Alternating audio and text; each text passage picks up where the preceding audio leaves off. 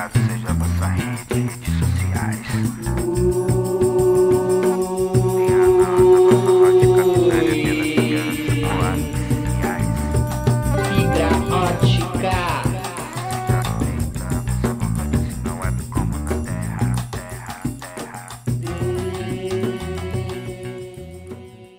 Bom, vamos começar mais um Papo na Floresta, hoje com a professora Fernanda Silva. Fernanda, obrigado por aceitar o nosso convite, de vir aqui bater um papo com a gente. E eu começo pedindo para que você se apresente. Primeiro, obrigada pelo convite. É muito bacana participar aqui desse Papo na Floresta, né? Na cidade que a gente está, em Alta Floresta, no Mato Grosso. Acho que é uma iniciativa super bacana. A minha formação, ela é nas ciências sociais. Então, eu fiz graduação em ciências sociais pela Unesp e fiz depois o mestrado também em ciências sociais pela Unifesp, sempre trabalhando com a questão indígena. Então, eu fui para uma área de especialização que se chama antropologia. E no doutorado, que eu acabei de ingressei agora esse ano, em 2020, estou fazendo em Manaus, né, pela Universidade Federal de Manaus, do Amazonas, né, a UFAM. E estou também seguindo aí essa linha que eu venho traçando desde a graduação, que é trabalhar com a questão indígena. Como que tem sido essa experiência desse momento de quarentena, essa enxurrada de notícias difíceis de serem assimiladas e tal? Eu acho que, como para muita gente, tem sido angustiante e preocupante também, sobretudo com as populações que são mais vulneráveis, né? Principalmente, aí eu puxo um pouco para minha discussão, que é com a população indígena no país, que é uma das populações mais vulneráveis ainda, e a gente não tem visto respostas assim adequadas, seguras e razoáveis da parte do governo federal.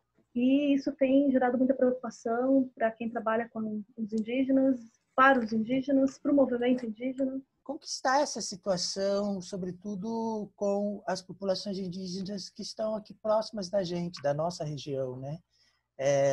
Existem medidas, você tem informações de como que está, quais políticas, quais ações estão sendo implementadas ou pensadas?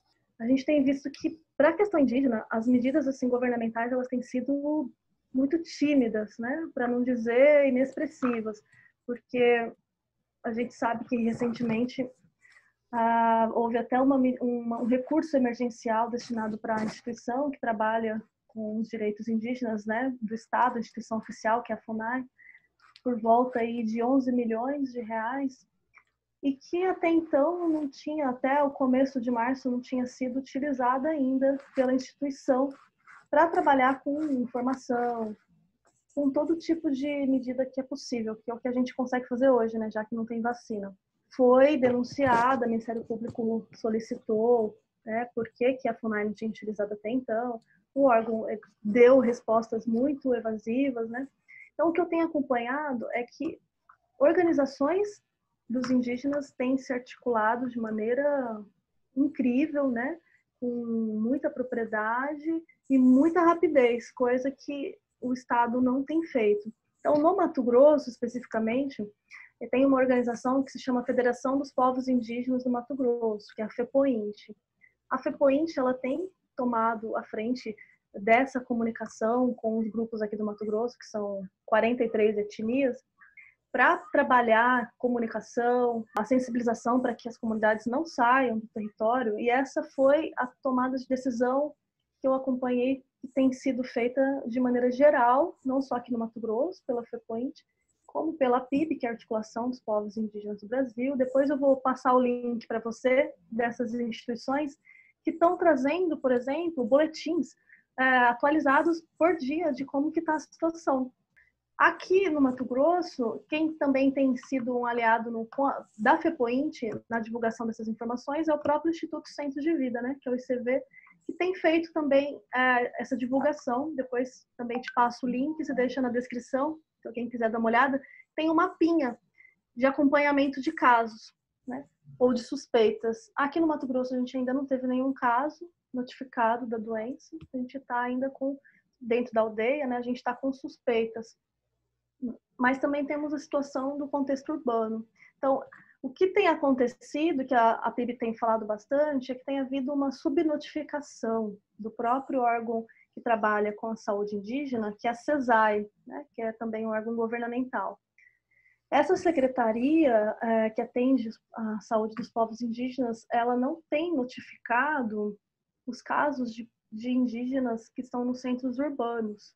É terrível porque os indígenas que estão na cidade, eles não conseguem ter, por exemplo, nenhum tipo de ação de prevenção, de saúde, ou de mesmo notificação, ou de acompanhamento que tenha, por exemplo, que considere características específicas ali para os povos indígenas. Então, eles entram exatamente na mesma contagem de todo mundo, e se a gente pensar, por exemplo, na cidade de Manaus, que é uma cidade que tem muitos indígenas morando no centro urbano, lá é onde tem havido o maior número de casos e de mortes também entre eles. E isso tem gerado muitas preocupações, porque ao mesmo tempo que não tem a notificação, você não consegue ter clareza para poder agir sobre aquele território, ou aquele bairro onde está concentrado determinado povo, no caso de Manaus. E a PIB ela tem feito ações via instituições locais, né, para poder pressionar o governo também a criar medidas específicas para os povos indígenas. Entre os vários povos em seus territórios, o que eles têm tomado como principal medida é o isolamento social, que eles têm chamado de comunitário. Já que, por exemplo, num território indígena, numa aldeia, é muito complicado haver o isolamento como a gente na cidade, né? Muita gente na cidade moram em poucas pessoas, mora sozinho, e é mais fácil você manter esse isolamento e evitar contato com outras pessoas. Na aldeia, você tem casas com muitas pessoas morando junto. Suponho eu que tem a ver, obviamente, com a cultura, as várias culturas desses povos e como que eles se organizam na comunidade deles, né? Então, esse modelo que nós chamamos de isolamento social aqui, também não seria possível lá, é isso? Não exatamente, né? Porque qual que foi a grande medida? Evitar que qualquer pessoa de fora entre na aldeia, seja pessoas não indígenas que trabalham lá dentro. Inclusive, a recomendação inicial antes era que quem estivesse circulando nas cidades por algum motivo, ou trabalhando, ou estudando, que fosse indígena da própria comunidade, que fizesse essa quarentena fora da aldeia, né? E voltasse depois, entrasse depois que passasse. Então, o isolamento comunitário é no sentido de bloquear a entrada e a saída também. Então, não entra nem sai, para poder minimizar essa possibilidade de contaminação. Em outros lugares que tem havido mais preocupações, como, por exemplo, recentemente eu vi um texto falando sobre os Yanomami, né, que fazem fronteira ali, estão no território que faz fronteira com a Venezuela. Uma das preocupações deles é que há muito também nesse período, tem havido nesse período de pandemia, um aumento, uma intensificação, por exemplo, das invasões. E uma das medidas que eles têm tomado é se afastar, inclusive, da própria aldeia. Várias famílias saem da sua aldeia e vão se esconder dentro do território para evitar esse contato, essa possibilidade de contaminação. Essa, vamos dizer, é uma das estratégias, inclusive já usadas historicamente, a gente tem muitos relatos sobre isso. Eu vi uma notícia que saiu dia 23/4, qual é o site aqui, no G1, que eles dizem que 81 mil indígenas estão em situação de vulnerabilidade. Você também escreveu um artigo que saiu na Le Monde, é isso? E aí você fala um pouco também dessa experiência que se tem, que é uma experiência nada boa, né, dos indígenas do Brasil, e pegando a história toda do Brasil. E aí eu queria que você falasse um pouquinho disso e por que eles são tão vulneráveis assim, muito embora a gente esteja falando de um vírus, o coronavírus, e a doença da Covid é uma doença nova para todos nós, mas que para os povos indígenas existem algumas características que colocam isso numa situação mais grave ainda do que a nossa, porque eles tiveram historicamente muito menos contatos com outros, pelo menos é o que fala nessa matéria do G1. Queria que você falasse um pouquinho disso e já entrasse um pouco nesse histórico de epidemias que você escreveu e o quanto isso pode agravar a situação, torna a situação grave, aliás. Nesse texto que eu escrevi, eu estou trazendo um pouco a perspectiva histórica de como que o Brasil, né, e os diversos, hoje a gente tem aí, dado o último censo do IBGE, 305 povos indígenas no país. Então, é um dado bem razoável, né, perto do que as pessoas, às vezes, no seu imaginário aí comum pensam, né, que não tem mais indígena no país, ou que não é bem assim, que é muito pouco índio. O que eu tento trazer é que há um histórico de relações com os não indígenas, desde o processo de colonização, da chegada dos portugueses aqui, e que esse histórico vai gerar muita proliferação de doença. E nesses primeiros momentos, vamos pensar assim, nesses 300 primeiros anos de contato, são anos em que a doença ainda não era conhecida, né? Eu vi que você teve uma conversa com a Marla, vocês falaram um pouquinho disso, né? Do desenvolvimento da imunidade. Então, quando eu trago essa questão da vulnerabilidade, nesse caso atual, não é porque existe algum tipo de diferença com relação à imunidade. Eles desenvolvem imunidades como nós, né? Normalmente. O problema, tanto é que nesse momento, todos nós estamos no mesmo patamar de perigo, né? Todos nós, porque é um vírus novo.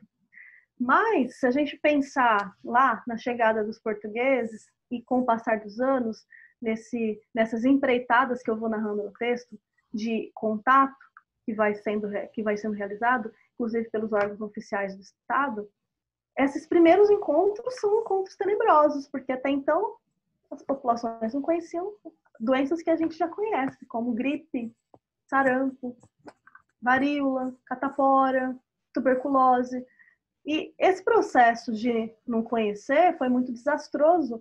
Mas quando eu chamo a atenção para esse atual momento da vulnerabilidade, eu estou me referindo à vulnerabilidade existente, por exemplo, do próprio atendimento à saúde. Aí, novamente, eu vou para esse ponto, porque ainda que haja uma secretaria, né, especial de atendimento à saúde indígena, que é a CESAI, e ela, via de regra, ela está na maioria das aldeias, que a gente chama de aldeias maiores, né, que são as aldeias polo, e atendem a população indígena, ela tem muitas fragilidades. Né? Então, se você pensar dentro de um território que às vezes está aqui mesmo, perto de outra floresta, a gente tem aqui na terra indígena Caiabi, fazendo fronteira com a Caiabi, tem a terra indígena Munduruku, a gente tem aldeias que estão a 1 dia de distância de barco até a cidade, a 1 dia inteiro. Então, como que faz, né, para socorrer? Aí, via de regra, você tem um atendimento também aéreo, quando os casos são urgentes. Mas imagina se chega uma pandemia dentro da comunidade. A comunidade geralmente as comunidades, essas aldeias maiores, elas têm um posto de atendimento que é um posto muito básico. Alguns melhores que outros, mas tem lugares que não existem, né? Que não foi nem possível construir esse posto, ou que não tem ali o enfermeiro. Se isso explode lá dentro, como que se dá conta de atender? E aí você tem povos que não estão sendo atendidos pela CESAI tão bem quanto outros. Então, assim, a realidade no Brasil ela é muito múltipla, muito heterogênea. E a gente ainda tem populações que estão em estado que a gente chama de isolamento voluntário, que significa que não querem travar esse diálogo, né, com o Estado, né? Não é que elas não tenham contato com outros povos indígenas, inclusive esses povos da região que às vezes vêm esses indígenas chamados de isolados, eles colaboram até para auxiliar na proteção desses povos na medida em que avisam as frentes de proteção, né, que os isolados estão por ali. Mas imagina se chegar para essa população. Então, hoje, por exemplo, eu vi uma notícia da União dos Povos Indígenas do Vale do Javari. E o Vale do Javari é uma região na Amazônia que ela é uma região onde tem o maior número de povos isolados no Brasil. E a política atual da FUNAI, ela é uma política que diz que não se faz mais contato, a não ser que o grupo solicite. coisa que só foi possível depois da Constituição Federal de 88. Justamente, um pouco que eu trago no meu texto é isso, justamente pelas muitas e muitas vezes desse contato desastroso. Outros fatores, né, que levam a essa vulnerabilidade, que amplia o risco, né? Não é uma questão apenas Exato. de Não é uma questão biológica, não nesse caso, né? Porque todos nós estamos na mesma situação. Foi há tempos atrás, quando foram os primeiros encontros. Esses primeiros encontros era uma questão biológica, a pessoa não tinha entrado ainda em contato com o vírus.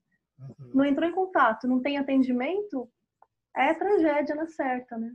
E eles têm outras questões que eu acho que é importante só pontuar, que além disso, os territórios indígenas, eles são territórios, via de regra, que são territórios que têm muitas ameaças de outros tipos. E essas ameaças estão sendo denunciadas, justamente foi essa notícia que eu li, que que eu acabei divagando um pouco, quando eu fui falar dos indígenas isolados no Vale do Javari, que é justamente uma denúncia a respeito da chegada, da invasão de garimpeiro ali no vale. Então, eles estão publicando, né? Depois eu posso te passar o link também, que está tendo invasões de garimpeiros. O que significa isso? Significa que são territórios, seja na Amazônia ou em outros locais, que despertam muitos interesses, né? Porque são territórios que têm potenciais energéticos, de geração de energia elétrica, né? Como, por exemplo, a construção de hidrelétrica, como é a nossa região, ou são territórios que têm áreas muito visadas por setores empresariais, por exemplo, do agronegócio, para plantação de grãos ou para gado, ou são territórios também que são ricos em minérios. Então, assim, e outros bens naturais, outras riquezas naturais. Então, além da madeira, que é algo que se explora ainda abertamente, ilegalmente no Brasil, absurdamente, né? Então, essa também tem sido uma das grandes preocupações aí dos indígenas. Além da doença, a ameaça tem aumentado, as invasões têm aumentado, e pode ainda trazer doença, além do problema de invadir e se apropriar de um território que não é permitido, né? É deles, é dos povos indígenas, é um uso exclusivo. Torna a situação muito mais dramática. Eu queria que você falasse do PL 191, projeto de lei de 2020, e a medida provisória 910, que são duas ameaças concretas, né? Essas são as ameaças mais recentes, que elas vêm não de invasores ali locais, mas elas vêm do governo federal. Por exemplo, o projeto de lei 191, ele foi realizado pelo executivo, né? Pelo poder executivo. E ele tem na sua proposta a legalização da exploração energética dentro de terra indígena, além da exploração de gás natural e minérios. Ou seja, é um projeto de lei que está propondo a regularização da mineração e outras explorações dentro de terra indígena, coisa que atualmente não é permitida. Tem uma ressalva muito grande para se fazer esse tipo de exploração, né? Dentro da Constituição Federal. Tem que passar por aprovação do Congresso Nacional. Não é tão simples assim, né? E eles estão criando medidas, estratégias legais, né, do ponto de vista legal, para alterar a Constituição de maneira que é muito nociva para os indígenas. E é tão complicado que eu coloco no texto também que houve 2 mortes recentes, 2 assassinatos, né, de 2 indígenas, um Guajajara e um Uruê-Auauque lá em Rondônia e outro no Maranhão, que eram, por exemplo, sujeitos que trabalhavam em grupos que se auto-organizaram dentro da própria terra para proteger o território. E isso implica em ameaças, né? Para quem está lá invadindo, e eles foram assassinados. Quem deveria estabelecer as medidas de proteção é justamente quem está abrindo patrocinando essa possibilidade de invasão, né? Essa é uma chancela. Então, quando você tem uma medida dessa, como a PL, ainda que ela não tenha sido aprovada, ela gera uma expectativa positiva, vamos dizer assim, para os invasores. Assim como a medida provisória 910, que o movimento indígena tem chamado, e o ambientalista ou qualquer outra pessoa que seja minimamente razoável, que essa é uma medida que vai facilitar a grilagem. Ela vai dar um aval para os grileiros, porque a gente não tem só terra indígena que é invadida, a gente tem também unidades de proteção, né? Territórios imensos que são unidades de proteção, parques nacionais. Isso, por exemplo, vem autorizar a regularização daquele território, essa medida provisória. Além do que, houve recentemente, acho que faz uma semana e meia, a FUNAI ela tem colaborado em muito sentido para essa medida ser aprovada, porque ela publicou uma instrução normativa facilitando para quem for solicitar a regularização do território que está ocupando, facilitando, dando um tipo de documento para essa pessoa, e essa pessoa levar esse documento e entrar num processo de regularização no INCRA muito mais facilitado. Então, assim, a preocupação é imensa, porque essas brechas, elas autorizam os grileiros, invasores, madeireiros, seja quem está de olho naquele espaço, naquele terreno, até mesmo pequenos trabalhadores da terra, que inclusive compram terras, se deslocam, né, dos seus estados, vêm muito para o Pará, para o Amazonas, comprando um pedaço de terra grilado, né, e não sabem exatamente como é o procedimento. Esse governo, ele tem trabalhado dessa maneira, criando artifícios legais para alterar a Constituição. E como que ele consegue aprovar ou não, né? Por que a FUNAI, que é um órgão criado para proteger os direitos dos indígenas, de repente cria uma instrução que facilita a própria grilagem? Porque ela também atualmente está, assim, os seus cargos de gestão e chefia, eles todos são indicados pelo próprio governo federal, né? Pelo próprio presidente da República. Então, são cargos que têm dialogado diretamente com esse mesmo ideário do presidente. Não seu corpo técnico, a gente tem muita gente competente dentro da instituição, mas o problema são esses cargos de gestão, né? E quando eu trago essa ideia do pensamento integracionista, né, ou da visão de integração, eu estou trazendo isso da fala do próprio presidente, porque ele repetiu isso algumas vezes, né? A gente tem, pode acessar na internet várias matérias e vários vídeos dele falando isso. E a ideia de integração, ela não é uma ideia nova, e ela não é nem um pouco humanitária. É uma ideia que acompanha, e eu chamaria não só de ideia, mas de conceito, que acompanha o pensamento do Estado com relação aos povos indígenas desde o começo do processo aqui de colonização, desde quando se chega e se cria aldeamento, né? Os missionários são os primeiros responsáveis a agrupar os povos indígenas e colaborar com, seja o período colonial, né, os dirigentes coloniais, depois até que o Estado se unifique e vire aí o Brasil, mas são períodos em que há um trabalho bastante alinhado ao pensamento de ensinar ou transformar o indígena, e não, até essa palavra indígena, né, o indígena, ela falar em índio gera uma ideia de uma coisa só, né? Um tipo só, um jeito, uma língua. Aí isso tudo forma um tanto imaginário do Brasil a respeito dos povos indígenas, que são muito diversos, né? Falam mais de 200 línguas. Isso modifica uma série de coisas. Ocupação do lugar, maneira que se organiza, tudo, muda tudo. A maneira que pensa o mundo, né? E essa ideia toda de integrar é de transformar esse indígena em alguém que vai ser útil, né? Essa ideia da utilidade, o que é essa utilidade? Você desenvolver o Brasil. O que é esse desenvolvimento? É justamente atender os interesses no momento da colônia, depois do Império, depois da República, e aí até o século XX, né? A partir da criação aí dos órgãos indigenistas, como o próprio SPI, que era o Serviço de Proteção aos Índios, mas o primeiro nome dele era Serviço de Proteção aos Índios e Localização dos Trabalhadores Nacionais, ou seja, você está transformando a ideia da integração, é de você transformar aquele sujeito exatamente no sujeito que tem o perfil do trabalhador que você espera que tenha, que é o cara que vai trabalhar ou com a pecuária, ou com a produção agrícola, depois continuando aí com o processo de desenvolvimento histórico, com as várias funções que, vamos dizer, esse sistema, que é o sistema capitalista, comporta e deseja. Então, qualquer um que tenha qualquer outro tipo de experiência ou de organização de vida sobre esse espaço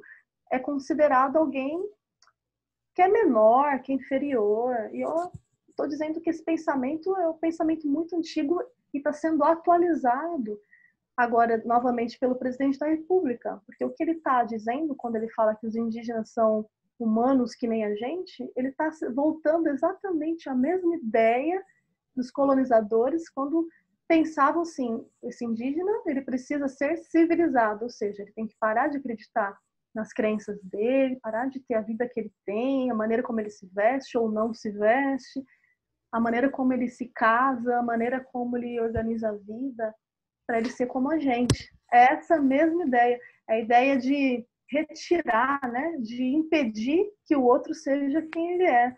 É você, como se você tivesse um modelo do que é ser o brasileiro. É exatamente isso que o presidente está atualizando. É um pouco essa discussão que eu faço. Eu até queria acentuar isso aqui, porque é muito cruel, né, essa ideia de negar, né, Exatamente. de negar esse outro, negar essas culturas todas.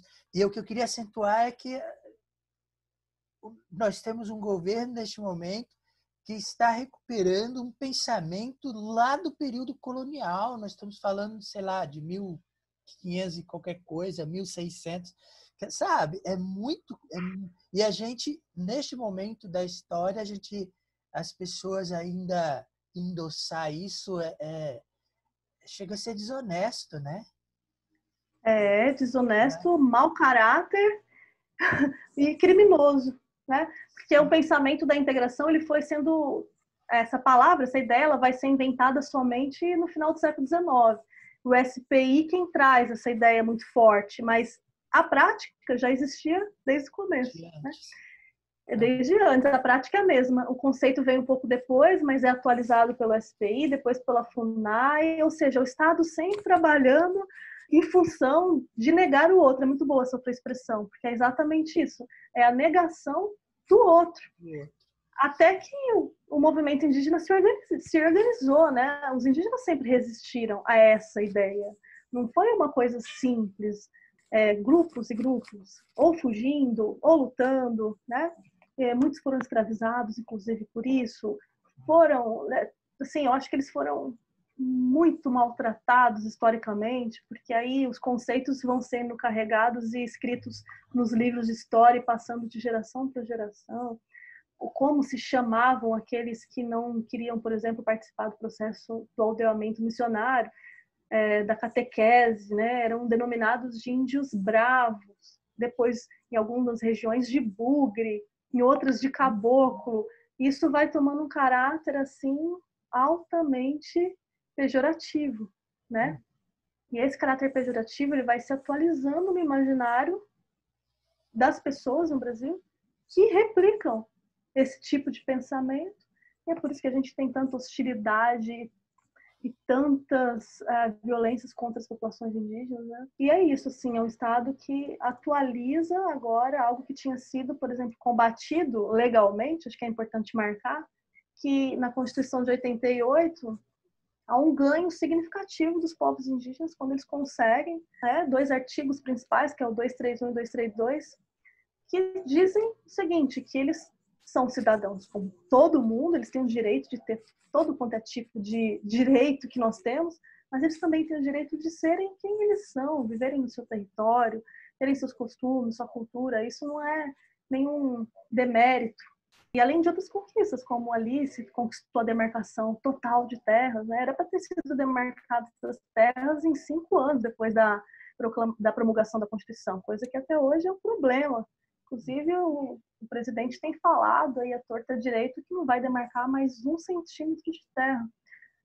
O simples gesto de falar, vamos fazer um projeto de lei ou uma PEC tal, já autoriza pessoas a fazerem coisa, a invadir, a entrarem nessas áreas, sem antes de aprovar. Quer dizer, o dano de um projeto de lei desse ou de uma medida provisória desse, ela começa a provocar danos antes ainda de ser aprovada, né?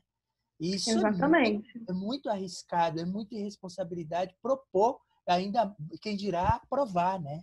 O próprio discurso do presidente e de seus apoiadores, publicamente, já tem efeitos.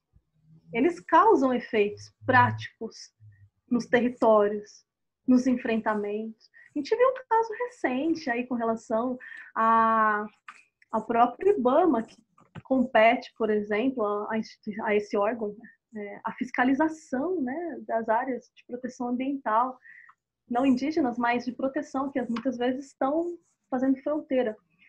E, recentemente, numa dessas ações que o IBAMA estava fazendo, cumprindo aquilo que está na sua própria determinação enquanto órgão, logo na sequência, ele cumpriu essa fiscalização, ele apreendeu ali os invasores. Logo na sequência, esse coordenador ele é demitido. A gente já encaminhando para o fim, que tá ótimo a gente conversar, e tomara que a gente possa conversar em outros momentos também. Mas eu tinha pedido para que você selecionasse algo para ler, compartilhar com a gente. Eu separei aqui um livro. Eu acho que uma das coisas que é importante dizer é que os indígenas têm tomado assim um protagonismo que é o que tem garantido, né, a resistência deles.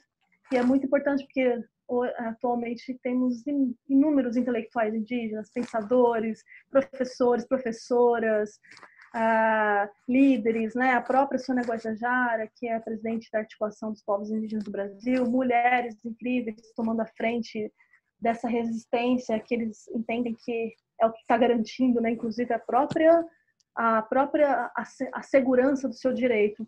Tem um autor também que eu admiro muito, que é o Davi Kopenawa, que é um Yanomami. E ele escreveu um livro junto com o Bruce Albert, que é um antropólogo que trabalhou com os Yanomami, trabalha ainda, né? Faz mais de 30 anos, e que é bem famoso e é muito bonito, que é esse aqui. Acho que vai espelhar um pouquinho, né? É A Queda do Céu.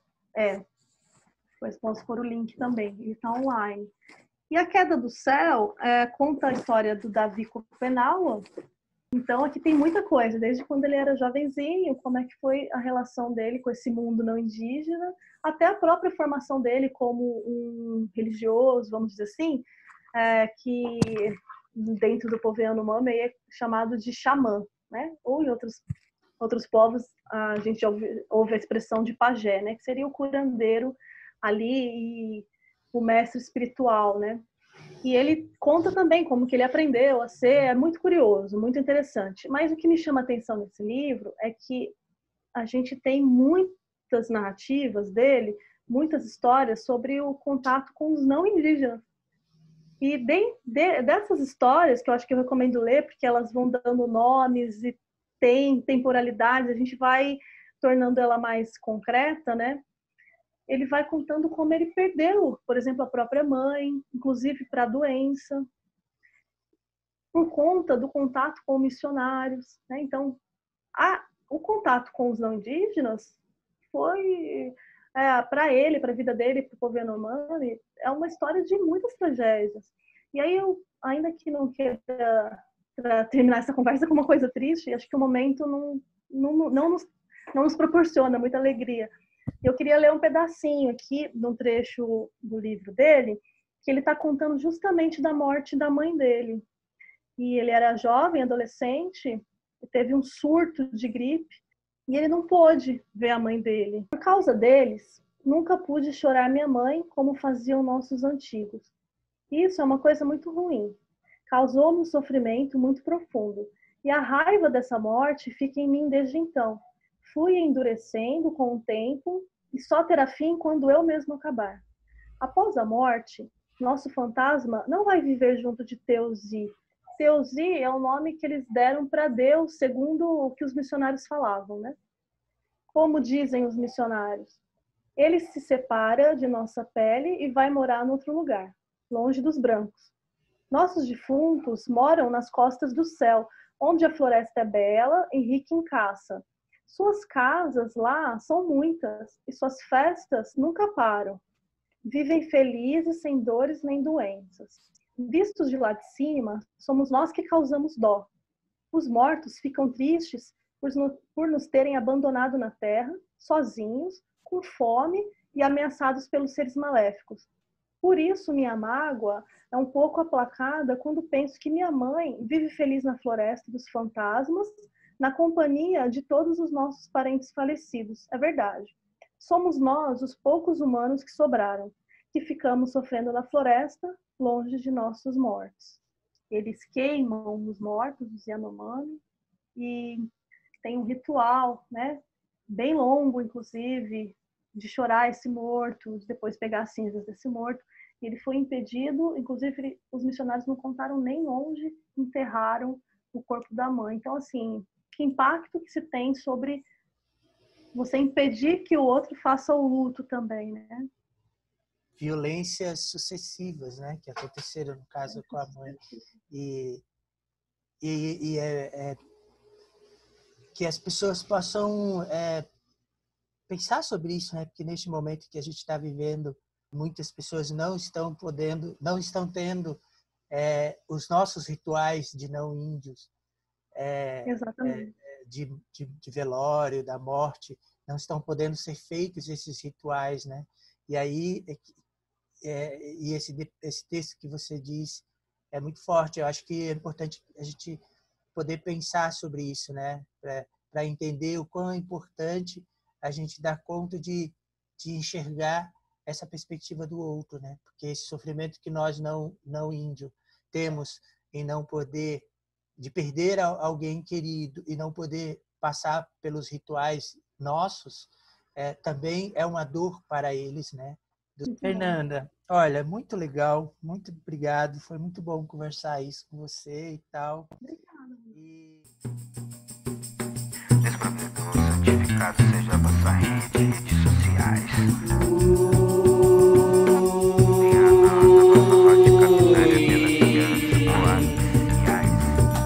Fibra ótica.